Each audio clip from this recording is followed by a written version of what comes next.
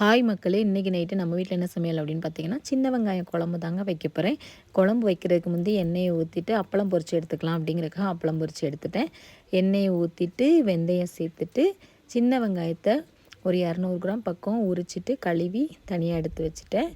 அதையும் இந்த எண்ணெயில் சேர்த்து வதக்கிட்டு 2 பச்சை மிளகாய் நறுக்கி போட்டிருக்கேன். கருவேப்பிலை, கல்லுப்பு இதெல்லாம் சேர்த்து வதக்கிட்டு ஒரு தக்காளி நறுக்கி வச்சுருக்கேங்க.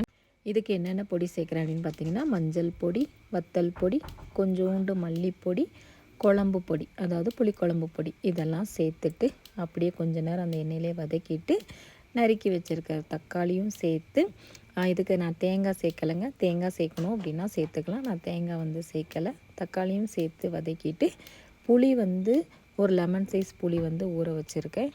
அந்த புளியை சுடு தண்ணியில் ஊற வச்சுட்டேங்க. அப்போ தான் புளி நல்லா கரையும் அப்படிங்கிறதுக்காக கரைச்ச புளியும் சேர்த்து கொஞ்சம் நேரம் கொதிக்க வச்சு இதுக்கு 10லேருந்து 15 நிமிஷம் போதுங்க.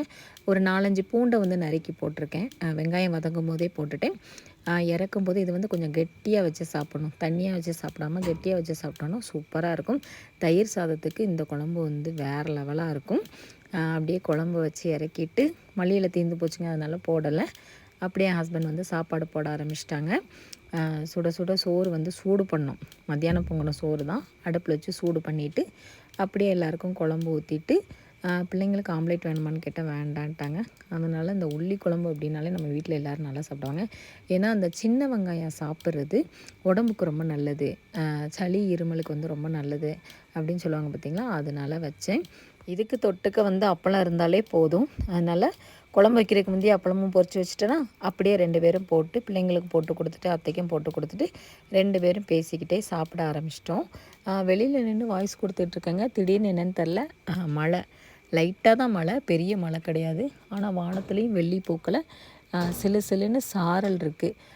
ஒரு பக்கம் மஞ்சு மூட்டமாக இருக்குது, ஒரு பக்கம் சாரலாக இருக்குது. வீடியோ சீக்கிரமாக எடுத்துட்டேன். ஆனால் அதை எடிட் பண்ணிவிட்டு வாய்ஸ் கொடுக்கும்போது சடன்னு ஒரு 10 நிமிஷம்னாலும் சடன்னு மழை பெஞ்சா, அதனால் வாய்ஸ் கொடுக்க முடியல. அதனால் லேட் ஆயிடுச்சு.